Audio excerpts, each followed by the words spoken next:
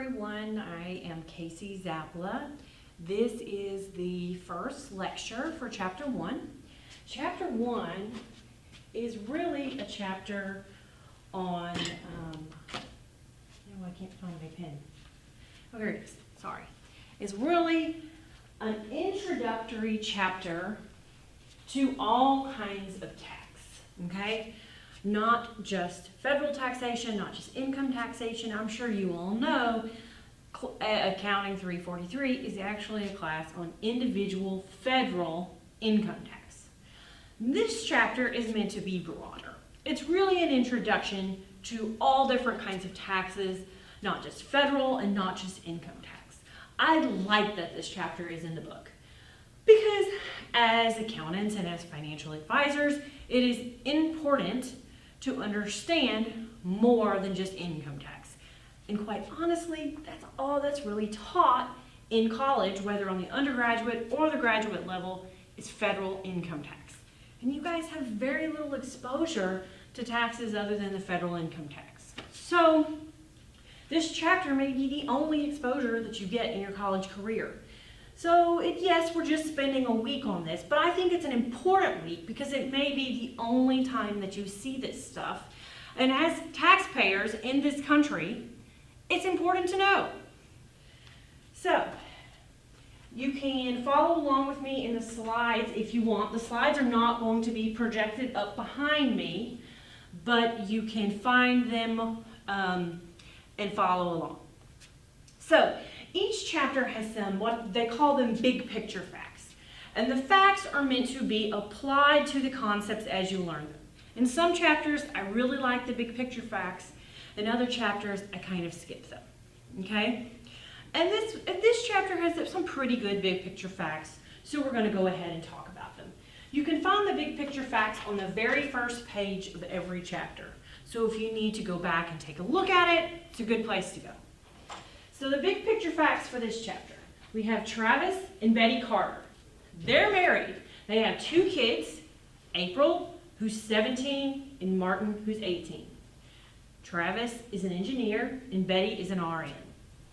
They live a few blocks from Ernest and Mary Walker, Betty Carter's parents. The Walkers are retired, and they live on interest, dividend, and Social Security. Again, you can always go back and take a look at these facts on the first page of the chapter. Some things that happened during the year. Okay, the ad valorem property taxes on the Carter's house increased while those on the Walker's residence decreased. When Travis registers his car purchased last year in another state, he is forced to pay a sales tax in his home state. As an anniversary present, the Carters gave the Walkers a RV. Nice present. When Travis made a consulting trip to Chicago, the client withheld Illinois state income tax from the payment made to Travis for his services. A couple other things. Travis employs his children to work for him. They draft blueprints and make models, that kind of thing.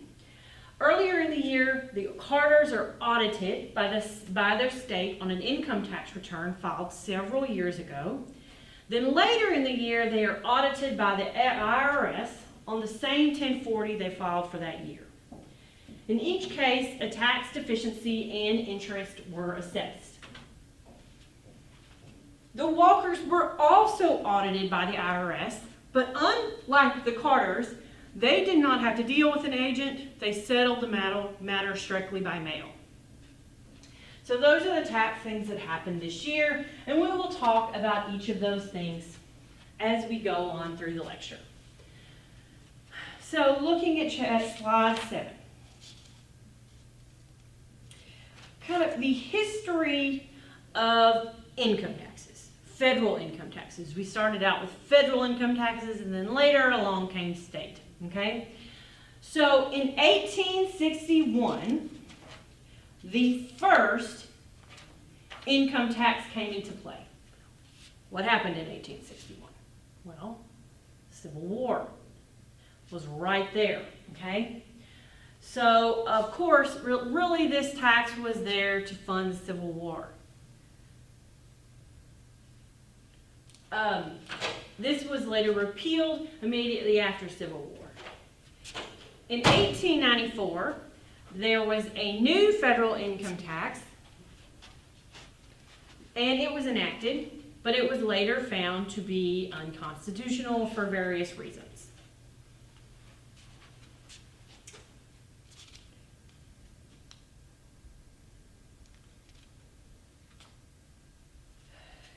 After this, like I said, the one in 1894 was found to be unconstitutional. There was an amendment added to the Constitution,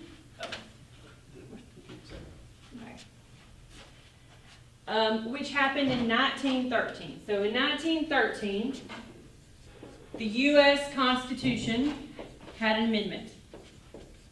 This amendment was important because it made income taxes constitutional.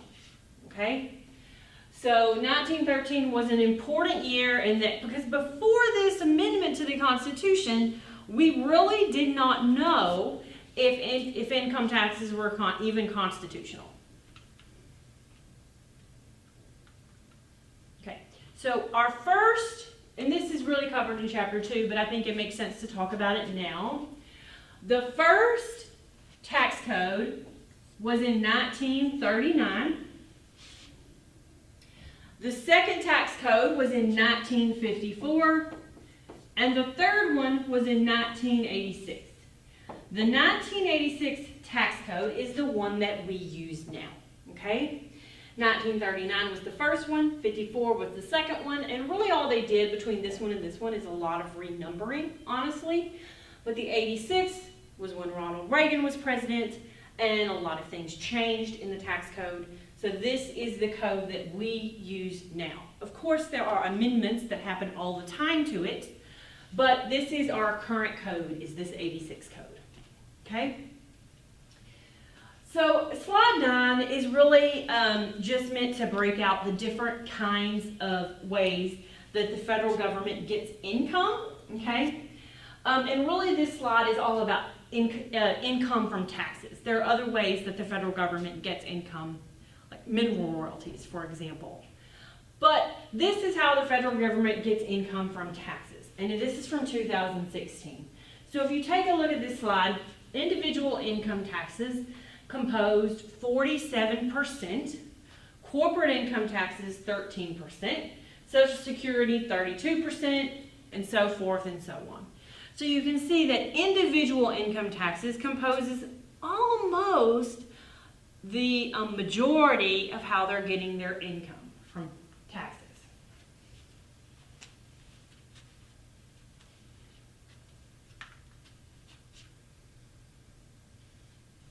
Adam Smith, I'm sure you've all heard of Adam Smith. He was a philosopher, an economist, and he came up with 4 canons of taxation. And we still use these today. Adam Smith doesn't really get a lot of credit for it, but when we're evaluating taxes, these canons often come into play. And these canons are meant to be principles or guidelines for what a tax should be. Keyword, should be.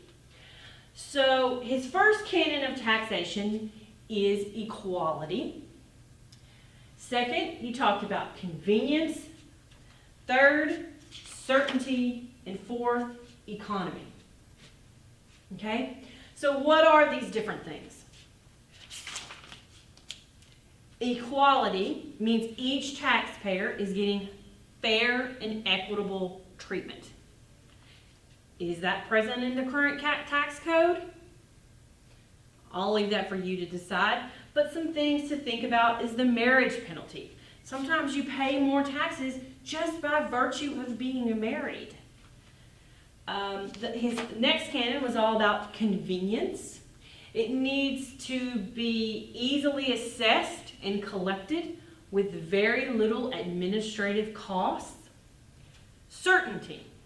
The taxpayer needs to be able to reasonably predict what their tax liability is going to be. There can be a problem with this sometime. As we all know, our tax code is pretty convoluted. Lastly, we have economy. This means nominal collection cost by the IRS and nominal compliance cost by the taxpayer. To me, this one is a pretty big problem with the code as we have it now, particularly that compliance cost aspect. Taxpayers spend a lot of money trying to make sure they are compliant with the ever complex and ever changing tax code. On slide 7, you can see that the AICPA has also suggested some things that a tax system should be. And honestly, they sort of reflect Adam Smith's canons. They should be simple, neutral, clear and readily understandable, structured to minimize non-compliance, should enable the IRS to predict the amount and timing of revenue, and should not reduce economic growth and efficiency. So really, honestly, pretty similar to Adam Smith's canons. Let's talk a little bit about tax structure. Now in tax, a lot of people find that what's hard about tax, it's not necessarily the concepts, it's often the terminology. It's getting over that hump of terminology. So throughout the semester, and it will seem definitely more at the beginning, you may have a struggle a little bit with that terminology. So I want to focus a little bit on the vocabulary. And if you notice that you're on your homework assignments, on every homework assignment you have questions dealing specifically with vocabulary. You may think, oh, I'm not in elementary school, I don't want to have to deal with this vocabulary nonsense. But the truth is, it's really important with tax to understand the vocabulary. So, if we take a look at tax, slide 7, the first thing that's discussed is tax base. All right? So, what exactly is the tax base? This is what you're calculating tax upon. So, we start with our tax base, and then we multiply it times our tax rate,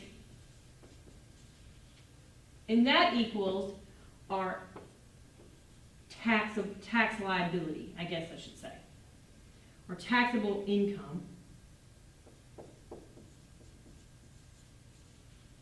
And then there might be some credits involved that would adjust it.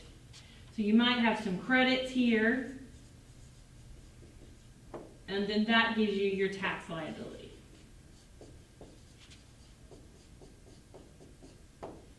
Okay? So we take our tax base. If you're talking about income taxes, your tax base is going to be your taxable income. Okay? Times your rate equals your taxable income, and then you may have some credits that you have to, offset, and that'll give you your final tax liability. Okay?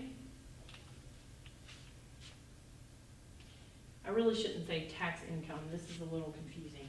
I'm going to change that. I'm going to say this is your tax liability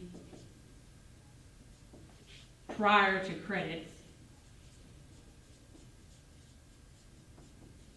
And then this is your final tax liability. I think that makes a little bit more sense. But to say taxable income is not really accurate because taxable income would come up here as the tax base. All right.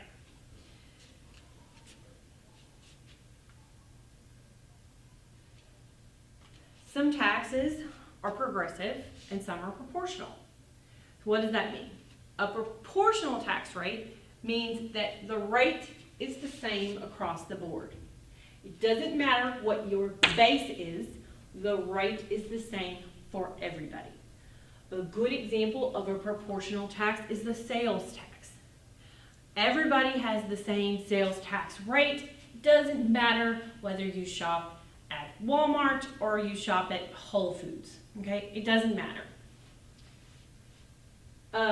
A progressive tax is just the opposite.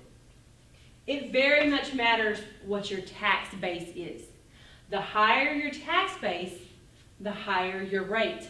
The lower your tax base, the lower your rate.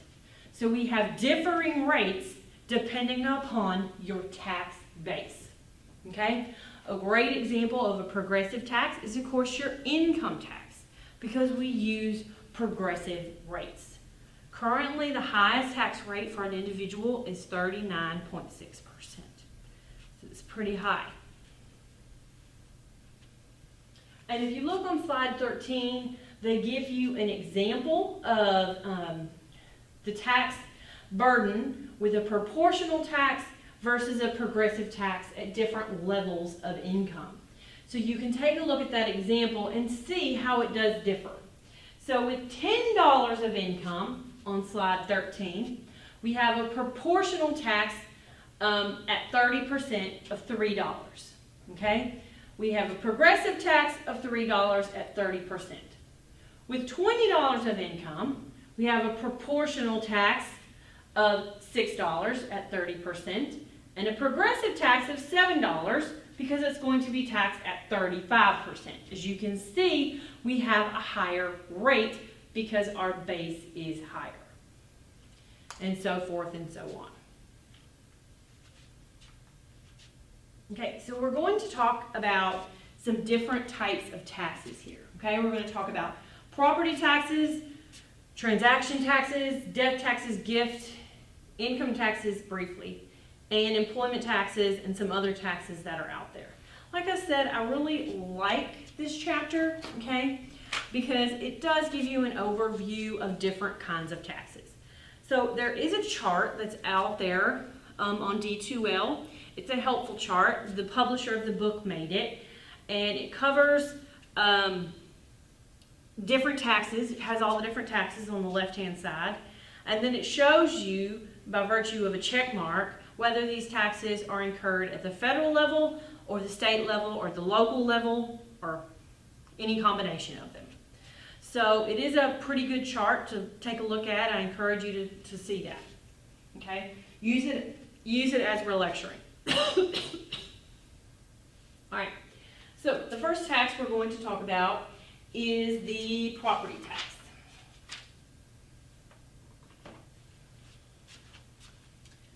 So property tax is imposed, can either be imposed on real property or personal property. Okay? Real property, meaning real estate or buildings. Okay? Personal property, being basically anything other than real property. Okay? So, and like I said, property taxes can be imposed on either real property or personal property. In Texas, we don't honestly have a lot of personal property taxes. If you own a business, then you will have a personal property tax. But for the most part in Texas, most people really just pay a real property tax. Often, real property tax or personal property tax is called an ad valorem tax. I want to make sure I spell this right because I sometimes don't. Ad valorem tax. And I still didn't spell it right. So ad valorem is Latin, and it means value added. Property tax is based upon the value of the underlying property. So when we're talking about tax base here, what would be the tax base with a property tax? What's going to be the underlying property? The value of the underlying property is going to be your tax base. Then you multiply it times your tax rate, and that will give you your property tax liability. Okay? Now, I encourage you to take a look, okay, at page 17. Page 17 gives you some circumstances that would cause a reduction or an increase in property taxes. Some of the things on that list are things like tax